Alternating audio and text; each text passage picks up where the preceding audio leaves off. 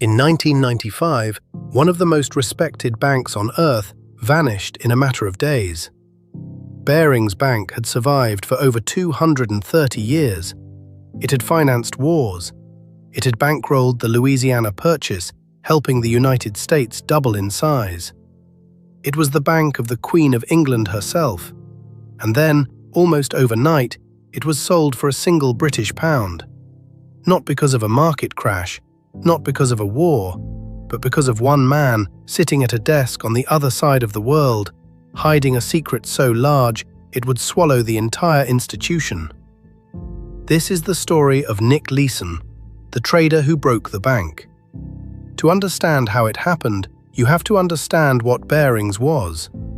Founded in 1762, it was Britain's oldest merchant bank, a pillar of the financial establishment.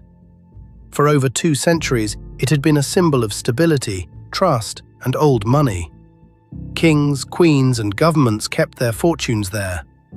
If any bank on the planet seemed too solid to fail, it was Barings. But behind that reputation was a weakness that would prove fatal. The people at the top didn't really understand the new, fast-moving world of modern trading. And that gap between the old guard and the new markets is exactly where the disaster would grow. Enter Nick Leeson. Born in 1967 to a working-class family in Watford, England, Leeson had no elite university degree, no privileged background. But he was ambitious, sharp, and hungry to prove himself.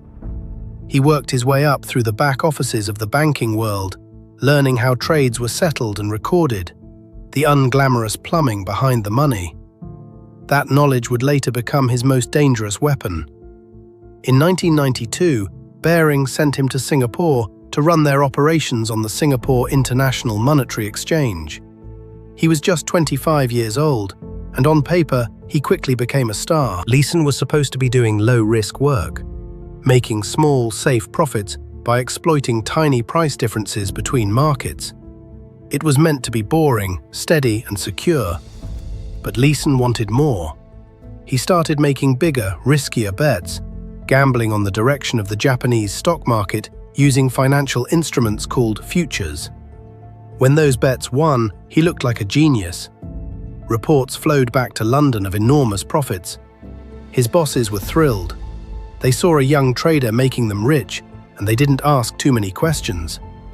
But what London didn't know was what happened when the bets lost. Because here is where the real deception began. Leeson had been given control over both the trading and the settlement of his own deals, a catastrophic breakdown of the basic rule that the person making trades should never be the same person checking them. With no one watching over his shoulder, Leeson created a secret account. Its number would become infamous, account 8888. Into this hidden account, he began to bury his losses. When a trade went wrong, instead of reporting it, he simply pushed it into the secret account where London couldn't see it. On the surface, he looked like a star. Underneath, the losses were quietly piling up, month after month. At first, the hidden losses were manageable, but losses have a terrible logic. To dig himself out, Leeson made even bigger bets, hoping one huge win would erase everything and let him close the secret account forever. Instead, the bets kept failing and the hole grew deeper. He forged documents, he faked records, he lied to auditors. He even requested more money from London to cover margin calls. And astonishingly, they sent it. Tens of millions of pounds funneled to a trader they believed was making them a fortune. The bank was feeding money into a black hole, and no one at the top realized it. By the end of 1994, Leeson's secret losses had reached hundreds of millions of pounds. He was trapped. To have any hope of recovering, he placed an enormous bet that the Japanese stock market would stay stable. It was a gamble of staggering size. And then, on January 17, 1995, fate intervened in the worst possible way. A massive earthquake struck the Japanese city of Kobe. The disaster sent Japanese markets into a tailspin. The very stability Leeson had bet everything on was gone in an instant. His losses didn't just grow, they exploded. Desperate, Leeson doubled down again, making even wilder bets to try to move the market himself and claw back the losses. It didn't work. The hole became bottomless. By late February 1995, the secret losses had ballooned to over £820 million, more than the entire capital of Barings Bank itself. The bank simply did not have enough money to cover what one trader had lost. And finally, Leeson knew the game was over. On February 23, 1995, he did the only thing left to do. He ran. Leeson fled Singapore with his wife, leaving behind a short, now famous note that simply said, "I'm sorry." As he ran, the truth finally surfaced in London. Executives arrived at a shocking realization. The young star trader had actually destroyed the entire bank. Frantic emergency meetings were held. The Bank of England scrambled to find a rescue, but the losses were too vast. No one would step in. On February 26, 1995, Barings Bank, the institution that had survived 233 years of wars, revolutions and depressions, was declared insolvent. It was over. Leeson didn't get far.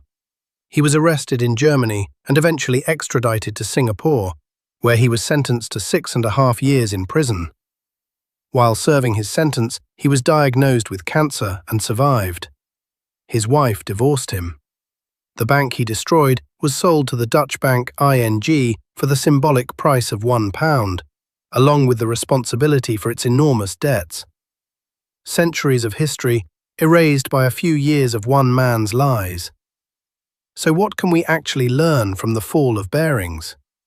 The disaster wasn't really about one rogue trader. It was about a system that let him operate unchecked. Leeson controlled both the betting and the bookkeeping, so there was no one to catch the lie. His bosses were so dazzled by the profits that they ignored the warning signs. And the fundamental truth of finance reared its head once again.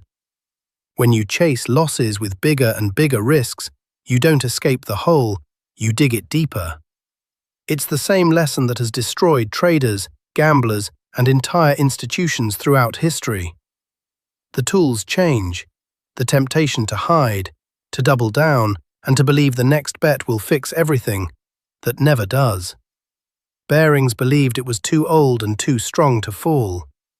It took just one man, one secret account, and one unchecked ego to prove that no institution is ever truly too big to break. If this story gripped you, subscribe for more true stories of money, power, and collapse.